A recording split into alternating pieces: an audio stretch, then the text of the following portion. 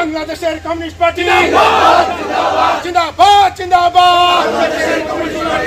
ফুলবাড়ীতে বাংলাদেশের কমিউনিস্ট পার্টির দ্বিবার্ষিক সম্মেলন অনুষ্ঠিত হয়েছে। শনিবার সকাল 11টায় ফুলবাড়ী প্রেস ক্লাব চত্বরে জাতীয় সঙ্গীত পরিবেশন, জাতীয় ও দলীয় পতাকা উত্তোলনের মধ্য দিয়ে সম্মেলনের উদ্বোধন করেন বাংলাদেশের কমিউনিস্ট পার্টি কেন্দ্রীয় কমিটির সদস্য কমরেড আলতাফ হোসাইন।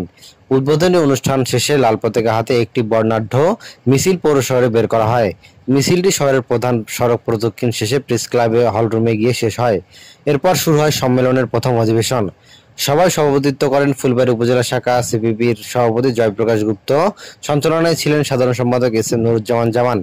সম্মেলনে বক্তব্য রাখেন সংগঠনের জেলা কমিটির সভাপতি অ্যাডভোকেট মোহাম্মদ মেহেরুল ইসলাম, জেলা কমিটির সদস্য সহকারী অধ্যাপক গোলাম কিবরিয়া, সদস্য হাফিজার রহমান, পার্বতীপুর উপজেলা শাখার সহ-সম্পাদক দিলীপ কুমার রায়, বড়পুকুরিয়া কয়লাখনি এলাকায় ক্ষতিগ্রস্তদের সংগঠন কৃষি ও বসতভিটা রক্ষা কমিটির সাধারণ সম্পাদক সালমান মাহমুদ, প্রচার সম্পাদক মাহমুদুল হাসান সহ অনেকে। বক্তারা বলেন, শোষণ, বঞ্চনা, বৈষম্যমুক্ত বাংলাদেশ গড়ার মধ্য দিয়ে মুক্তিযুদ্ধের চেতনা ও 24-এর আকাঙ্ক্ষা পূরণ করতে হবে।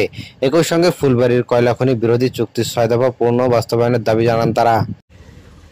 বহুজন জীবন দিয়েছেন এবং এখনো যারা এই লড়াইয়ের মধ্যে আছেন তারা প্রতিনিয়ত সংগ্রাম করে যাচ্ছেন, যার জন্য সবাইকে অভিনন্দন জানাই।